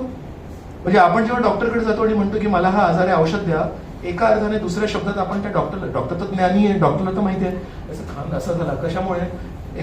Extra exposure. हे एवढा जाड जो चष्मा याला 4थी मध्ये हा मुलगा, आणि एवढा जाड कशामुळे? Over exposure. सो डॉक्टरला तर माहिती आहे. सो डॉक्टरला जर वाटलं चूक केलीस ना मरता, तो डॉक्टरचं काम नाही करू शकत. डॉक्टर काय म्हणतो माहिती आहे? जी काही चूक झाली ना, डोंट वरी, मी मदत करायला तयार आहे. तो डॉक्टर. बरोबर.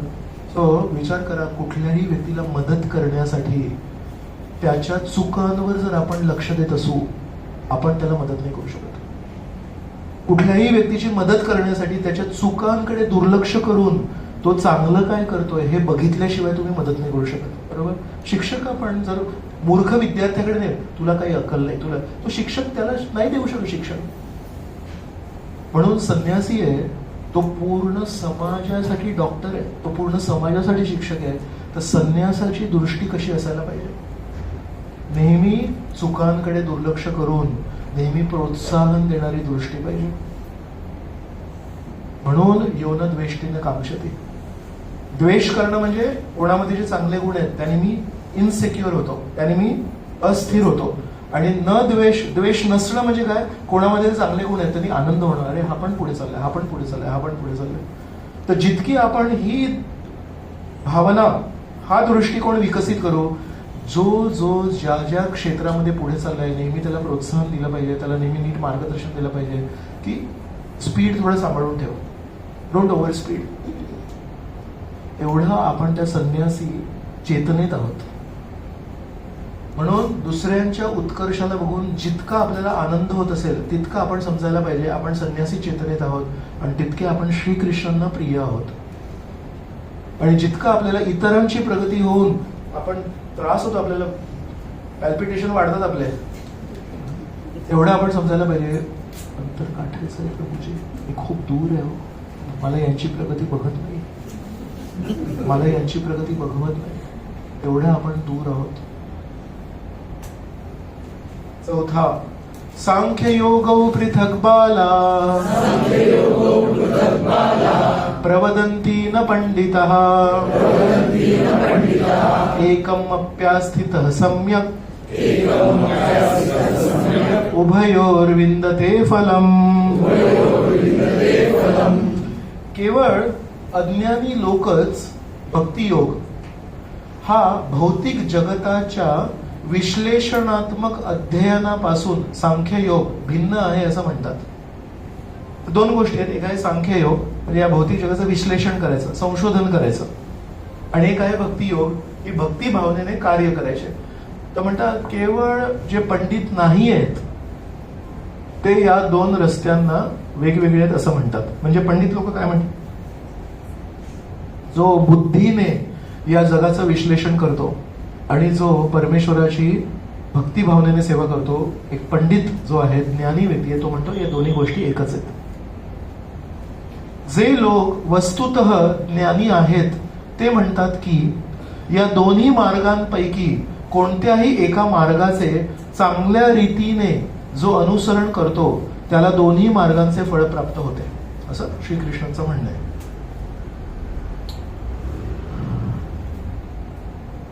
चौथा, ठीक आहे, याला हा पण श्लोक आपण यत् सांख्यै प्राप्यते स्थानम् तद्योगैरपि गम्यते एकं सांख्यं च योगं च यः पश्यति स पश्यति. हे थोडे जोडलेले श्लोक आहेत. जो जाणतो की सांख्य योगाद्वारे प्राप्त होणारे स्थान भगवत भक्तीद्वारेही प्राप्त होऊ शकते, आणि म्हणून जो सांख्ययोग आणि भक्तियोगाला समान रूपामध्ये पाहतो तोच यथार्थपणे पाहणारा होय. तर हा केक बघून आकर्षक वाटतोय. ओके, काही लोकांना आज प्रसादामध्ये केक नाहीये. जे काही तुम्हाला करायचं ते करून घ्या आताच. ओके, आकर्षक आहे आणि हे पण आकर्षक आहे. आपण केक आकर्षक आहे. ओके, हे या केकला तयार करण्याचं सामग्री आहे. हे किती लोकांना आकर्षक वाटतंय. तर थोडा फ्लोअर, थोडा शुगर केन, विनेगर, काय काय जे काही आहे, हे सगळे पदार्थ एकत्र करून तो केक तयार होतो. तर ज्यांना हे पदार्थ दाखवले जातात तर किती लोक म्हणतात हे चित्र बघून जो आनंद चेहऱ्यावर आला होता तो आला का हे चित्र बघून. तर जे ज्ञानी लोक आहेत ना, ज्यांनी या जगाचं विश्लेषण केलंय, त्यांना या जगामधले जे आकर्षक चित्र आहेत त्यांना तो केक नाही दिसत, त्यांना त्याचे पदार्थ दिसतात. आपण असं बघतो एक कार जात असेल, काय कार आहे, पण जो ज्ञानी आहे तो म्हणतो काय नाही, प्लॅस्टिक, मेटल, ग्लास याचं एक संमिश्रण. राईट. सो आपण फिनिश्ड प्रोडक्ट कडे बघतो, पण ज्ञानी जो आहे, जसं हे घड्याळ, मला नाही माहिती घड्याळ असं, पण जो ज्यांनी हे असेंबल केलंय त्याला याच्यामध्ये ना, अरे हा जो बटन आहे ना, हा तुझा खराब होत आलाय, मला नाही दिसत आहे पण त्याला दिसतं. बरोबर. तर जो ज्या क्षेत्रात, माझे सीए आहेत, तर आपण लोक समजा कुठल्या बिझनेस अकाउंट्स वगैरे बनवले तर आपल्याला त्याच्यामध्ये चुका कधी दिसत नाही. काय सुंदर अकाउंट्स बनवलेत बघा मी. मग सीएला दिले तर 10 क्वेरीज असतात त्याच्यामध्ये, हे असं का ते असं का म्हणतो, अरे मला दिसलंच नाही ते. सो ज्ञानी व्यक्ती दृश्य नाही बघत, त्या दृश्याच्या पाठीमागे जे घटक आहेत ते बघतो. सो दिस इज हाऊ एक ज्ञानी व्यक्ती अनासक्ती निर्माण करतो. एक साधारण माणूस आहे, त्याला या जगामध्ये काय काय आसक्ती असतात, वस्तूंप्रती आसक्ती आहे, व्यक्तींप्रती आसक्ती आहे, सगळ्या आसक्तीचाच खेळ असतो सगळा. मग जो ज्ञानी व्यक्ती आहे, जो शास्त्र वाचन करतो, त्याला अनासक्ती कशी निर्माण होते. जशी तुम्हाला या केकला बघून आसक्ती झाली, पण या केकचे द्रव्य बघून म्हणतात काय याच्यात काय आसक्ती काय. So when you know the components, then you are no longer attach to the product. मग जेव्हा तुम्हाला लक्षात येतं या शरीराच्या आतमध्ये काय आहे, थोडंसं ते जर कापल्या गेलं तर काय होतं, रक्त, मांस, हाड. नाही, ऑर्थोपेडिक कोणी असेल तर त्याला माहिती आहे की काय परिस्थिती असते आतमध्ये. जेव्हा ऍक्सिडेंट होतो, असा हाड जेव्हा बाहेर येतो, इट इज घास्टली. म्हणजे फर्स्ट इयर MBBS ला जेव्हा पहिल्यांदा कॅडावरला जाऊन कापतात ते काही लोक फेंट होतात. ते MBBS ची ऍडमिशन घेतले तिथे कोसून होतात, नाही सर नाही करू शकत ते. राईट. सो ज्यांनी 1000 वेळा सर्जरी केली आहे आणि ज्यांनी 1000 वेळा बघितलंय की या शरीर, हे जे सुंदर शरीर आहे, गाल आणि हे सगळं जे सुंदर दिसत, त्याच्या आतमध्ये काय आहे ना, त्यांना एवढं सौंदर्याचं काही राहत नाही, कारण ते आतमधलं सगळं माहिती असतं त्यांना. तर तसंच ज्यांनी या पूर्ण जगाचं तात्विक विश्लेषण केलंय, तो मार्ग आहे सांख्य योग, त्यांना या जगाप्रती आकर्षण काही राहत नाही. जसं डॉक्टरला शरीराप्रती आकर्षण राहत नाही, त्यांनी सगळं बघितलेलं असतं. कटिंग एकदा केलं की दुर्गंध येतो. सगळे सर्जरीज करताना मास्क लावायला लागतो, otherwise you cannot stand it, it's dirty. Actually या शरीराच्या आतमध्ये काय काय आहे ते मी पण सांगू शकत नाही तुम्हाला, कारण जे काही आहे ते नकोच आहे. विचार करा, त्या सर्जनला शरीराप्रती आता आकर्षण काही जास्ती राहिलं नाही, पण त्याला अजूनही घड्याळ, फोन वगैरे आवडतात. आणि जो फोनच्या फॅक्टरीमध्ये काम करतो तो म्हणतो मला माहिती आहे त्याच्यात काय काय टाकलंय. मी कधी कधी नाव नाही घेणार, पण एका ठिकाणी जातो प्रचाराला महाराष्ट्रात, काही लोकांना माहिती आहे, तर तिथे साखरेच्या खूप फॅक्टरीज आहेत. बरोबर. तर तिथे साखरेच्या फॅक्टरीमध्ये काम करणारी जी लोक आहेत ते कधी कधी मंदिरात येतात. तर त्याच्याशी मी बोलत होतो. तर त्या दिवशी मंदिरामध्ये गोड पदार्थ बनवला होता. तर म्हटलं तुम्ही गोड पदार्थ घेतला नाही, तर म्हणजे नाही, याच्या साखर आहे. म्हटलं मग काय झालं, म्हणजे आम्हाला माहिती आहे साखर कशी बनवतात. खरी गोष्ट आहे. त्या साखरेला पांढरं शुभ्र करण्यासाठी त्याला जे ब्लीच करतात त्याच्यामध्ये सल्फर टाकतात and that sulfur is very dangerous for the body actually. म्हणून असं म्हणतात ब्राऊन शुगर जी अनब्लिच्ड शुगर असेल ती घ्यायला पाहिजे आपण. गुळ पण ब्लीच केलेला असं एकदम सोनेरी गुळ असतो माहिती आहे, छान सुंदर दिसतो तो ब्लीच केलेला असतो. आणि जो असा एक थोडा ब्राऊन काळा असा सुंदर दिसत नसणारा जो गुळ आहे तो ऍक्च्युली चांगला असतो. तर म्हणून साखरेच्या फॅक्टरीमध्ये काम करणारी लोक साखर नाही खात. सर्जन लोक आहेत ते लोक जास्ती काही नटून थटून येत नाहीत. तुम्ही बघा, मी गंमत नाही करत आहे, मी बघत असतो सगळं. जे सर्जन लोक असतात ना ते जास्ती मेकअप नाही करत, कारण त्यांनी सगळं बघितलेलं असतं आतमध्ये काय काय. ते म्हणजे काय मेकअप, किती मेकअप करायचं होता, सगळं माहिती आहे आतमध्ये काय आहे. तसं फोनच्या फॅक्टरीमध्ये काम करणार आहे, त्याला माहिती आहे आतमध्ये काय काय. तो जास्ती फोन वगैरे थोडं सिम्पल फोन घेतो, तो आपलं काम करतो. तशा प्रकारे जे ज्ञानी पुरुष आहेत त्यांना या जगामध्ये आसक्ती का नसते माहिती आहे? त्यांना सगळं माहिती आहे. त्यांना नातेसंबंधांप्रती आसक्ती का नसते माहिती आहे? त्यांना माहिती आहे हे जे नातं आहे ना हे आता तरुणपणी खूप छान चाललंय. ज्या दिवशी या व्यक्तीचा अहंकार आणि या व्यक्तीचा अहंकार क्लॅश होतो त्या दिवशी जो विस्फोट होतो घरात तो शेजाऱ्यांपर्यंत जातो, त्याची हीट. सो कॉल्ड लव आणि जे काही प्रेमाचे संबंध आहेत ते केव्हापर्यंत आहेत? जेव्हापर्यंत तुझं मत माझ्या मताशी एक रूप आहे तेव्हापर्यंत. ज्या दिवशी तू माझ्या मताला नाही म्हटलंस त्या दिवशी मग काय काय ऐकायला लागतं, ते कान पण भाजतात. मी काय ऐकतोय, काय ऐकते नाही. सो म्हणून जो ज्ञानी व्यक्ती आहे त्याला माहिती आहे की किती प्रमाणामध्ये किती वेळ कुठली गोष्ट टिकते. म्हणून ज्ञानी व्यक्ती आहे त्याला आसक्ती का नाही? आंधळा नाही आहे तो. आपल्याला कधी वाटतं की या व्यक्तीला काय माहितीच नाहीये. नाही, माहिती आहे म्हणून आसक्ती नाहीये, माहिती नाहीये म्हणून आसक्ती नाहीये. सो मग हे काय चाललंय मला कळत नाही. मी हा एक दृश्य मला सांगायचं होतं की हे ऍग्रिकल्चर युनिव्हर्सिटी मधून पास झालेली ही मुलगी आहे आणि हिला सगळं माहिती आहे, पोटॅशियम फॉस्फेट आणि सोडियम फॉस्फेट किती टाकायचं, पाण्यामध्ये किती मिक्स करायचं आणि ती शेती कशी उत्कृष्ट करायची हे शिकवते ती. आणि हा जो दुसरा मुलगा आहे हा शेती करण्यासाठी इच्छुक आहे, पण यांनी कुठल्या ऍग्रिकल्चर युनिव्हर्सिटी मधून काय पासआउट वगैरे नाही झाला. पण हा काय करतो, शेतकऱ्याकडून शिकतो. तो जो एक छान सक्सेसफुल शेतकरी आहे त्याला विचारतो अरे खत किती टाकायचं असतं, तो सांगतो तेवढं टाकतो तो. तर प्रश्न हा आहे की एकीकडे अधिकृत सुशिक्षित शेतीचे विज्ञान जाणणारी एक माताजी आहेत आणि एक तो लहान मुलगा आहे. तर या दोघांच्या झाडांना जी फळं लागतील त्या फळाच्या चवीमध्ये काही फरक असेल का? असेल, एक म्हणतात असेल. एक पूर्ण कॅल्क्युलेशन आहे. 20 ग्राम्स फॉस्फेट घ्यायचं, 2 लिटर पाणी घ्यायचं, ते मिक्स करायचं, ते टाकायचं.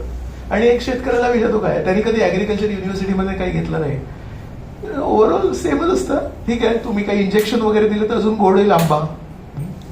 तर याच्यामध्ये श्रीकृष्ण काय म्हणतायत की सांख्य योग आणि भक्ती योग हे दोन्ही एकच काय आहेत?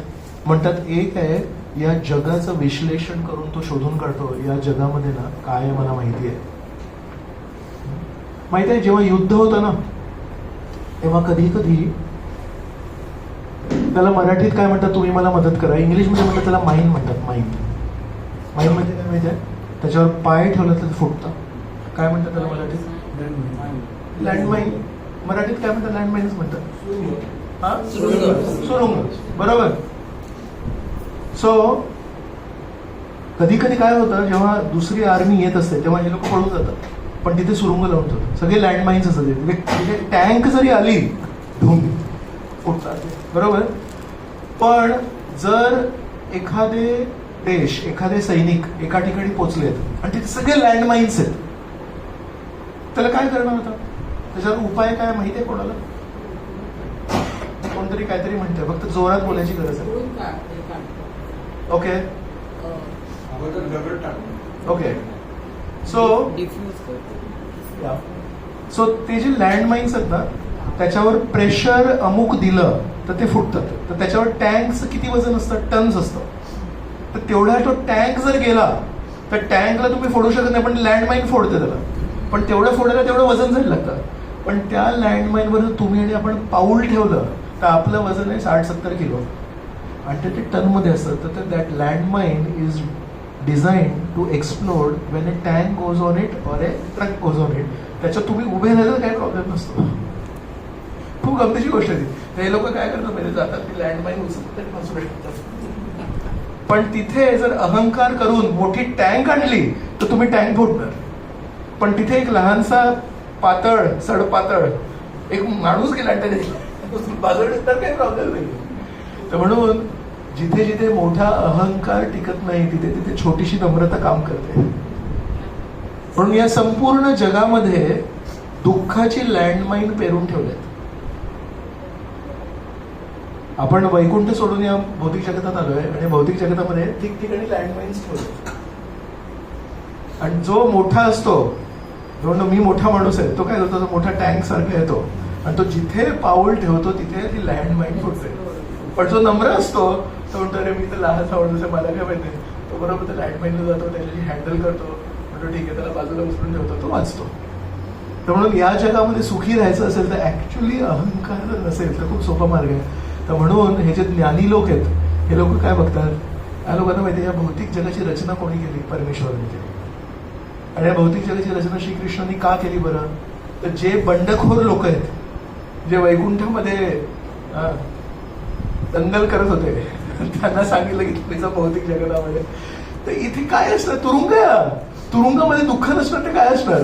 तर म्हणून त्यांनी ऑलरेडी ज्ञान प्राप्त केलंय आणि ते म्हणतात या तुरुंगामध्ये मला आसक्त नाही व्हायचंय आणि तुरुंगामध्ये जर मला त्या लँडमाईनच्या मधून चालायचं असेल तर मी मोठा अहंकार घेऊन चालणार नाही, कारण दुःख जास्त येतील त्यापेक्षा नम्र राहून एकदम साधारण चालायचं. कधी कधी मासे पकडतात ना, तर तो मासे पकडणारा जो माणूस आहे, मोठी अशी ती शिप असते आजकाल, त्याचं मोठी नेट टाकतात आणि मग ती नेट खेचतात आणि त्याच्यामध्ये मग मोठे मोठे मासे असतात. त्याच्यामधून काही मासे वाचतात. कुठले मासे असतात ते, आपल्याला आयुष्यामध्ये खूप मोठं व्हायचं, बरोबर आहे, खरं सांगा. नाही खरी गोष्ट आहे, मला मोठं व्हायचंय. गमतीची गोष्ट काय माहितीये की जेव्हा तो मासे मारणारा व्यक्ती जाळं फेकतो ते सगळे मोठे मासे बघतात, ते लहान जे मासे असतात ते वाचतात त्याच्यातून. म्हणून दुःखाच्या जाळ्यातून जर वाचायचं असेल तर नेहमी नम्र राहायला पाहिजे आणि नेहमी आपलं साईज जरी मोठा असेल तरी आपलं वजन नेहमी कमी ठेवायला पाहिजे. आपला अहंकार जो आहे तो नेहमी कमी ठेवायचा लागेल की नाही मी लहानच आहे, काय माहिती काय कारण आहे, पण साईज मोठा असेल माझा, पण आंतरिक मी माझं लहानच आहे, मी छोटासा जीवात्मा आहे. माझा साईज किती आहे, श्रीकृष्णाने किती सांगितलं दुसऱ्या अध्यायामध्ये साईज आपला, केशाग्र शतभागस्य शतधा कल्पितस्य च. एका केसाच्या अग्रभागाचे टोकाचे जर 100 भाग केले आणि त्या एका भागाचे जर 100 भाग केले तेवढा आपला आत्म्याचा साईज आहे. तर त्या छोटासा जो आत्मा आहे त्याचा अहंकार किती आहे. आपण टँकचा साईज असतो आपला, मग जिथे घेतो तिथे लँडमाईन्स फुटतात, मग दुःख दुःख दुःख येतं. पण जो ज्ञानी व्यक्ती तो म्हणतो प्रभूजी आपण हे ना दाखवण्यासाठी मोठे आहोत, ऍक्च्युली आपलं स्थान पण लहान आहे, आपण पण लहानच आहे, तर त्याच्यापेक्षा परमेश्वरासमोर नम्र राहिलो तर आपलं काम होईल. तर तो जो मासा आहे तो त्या जाळ्यामध्ये कधी फसत नाही, तो नेहमी आनंदाच्या सागरामध्ये आयुष्यभर पोहत असतो. तर म्हणून ज्ञानी व्यक्ती जो आहे तो या जगापासून अनासक्त का असतो, त्याला माहिती आहे की या जगामध्ये कसं मुक्त राहू शकतो आपण. आणि हा जो मुलगा आहे, लहान मुलगा, याने ज्ञान नाही अर्जित केलं, त्यांनी मोठे मोठे शास्त्र नाही वाचले, पण तो जेव्हा शेती करतो तेव्हा काय करतोय, तो लिहिलेलं आहे, प्रामाणिकपणे बघून शिकलाय, तो बघितला शिकला, शेतकऱ्याकडून, एक्सपर्ट शेतकऱ्याकडून शिकला. तर जो स्वतः ज्ञान प्राप्त करून अनासक्ती निर्माण केलाय आणि जो भक्त आहे तो म्हणतो श्रेष्ठ भक्त कसे जीवन जगतात, आसक्त जीवन जगतात का नाही. अर्जुन कसं म्हणतोय, अर्जुन तो श्रीकृष्ण तुझ्यासाठी मी करायला तयार आहे. तर म्हणून दोघांचे उभयोर विंदते फलम.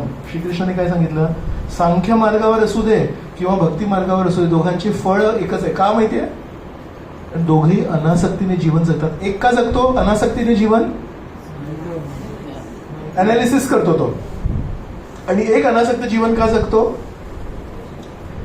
तो म्हणतो हे माझं नाहीच आहे, श्रीकृष्णांचं आहे. तर मग श्रीकृष्णांचं तर मी आसक्ती कशाला?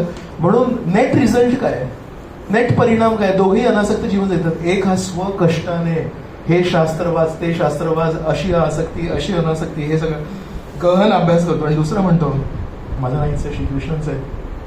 तर श्रीकृष्णांना आनंद देण्यासाठी मी माझा हात तिथे कशासाठी टाकू? जर श्रीकृष्णांची इच्छा असेल तर मी करणार. हा लहानसा मुलगा आहे, हा युनिव्हर्सिटीला नाही गेलाय, पण त्याचे आंबे पण गोड असतात. आणि दुसरं आहे त्यांनी 3-4 वर्ष आहे. So that was the point here. Shrikrishna असं म्हणतात.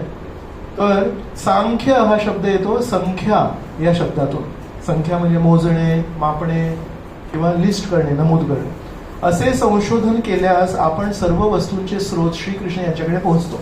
हे कुठून आलं? याच्याकडून. हे कुठून आलं? याच्याकडून. असं करत करत करत मग शेवटी श्रीकृष्णाकडे पोहोचतो. आणि दुसरी पद्धत आहे श्रीकृष्णाकडे पोहोचायची, की श्रीकृष्ण जे सांगतायत ते आपण श्रीकृष्णाकडून डायरेक्टली ऐकायचं. म्हणून जे काही ज्ञान मोठमोठे वैज्ञानिक स्वप्रयत्नांनी अनेक वर्षांच्या संशोधनानंतर प्राप्त करतात, तेच ज्ञान श्रीकृष्ण आपल्याला आपल्या आसक्त भक्तांना सहजपणे प्रदान करतात, जे श्रीकृष्णांप्रती आसक्त आहेत. ते म्हणतात हा माझ्याकडून शिकायला तयार आहे, तर त्याला सहजपणे देतात. आणि तेच ज्ञान स्वप्रयत्नाने स्वकष्टाने तो वैज्ञानिक लॅबमध्ये करतोय. सो अशाश्वत जड प्रकृतीपासून अनासक्ती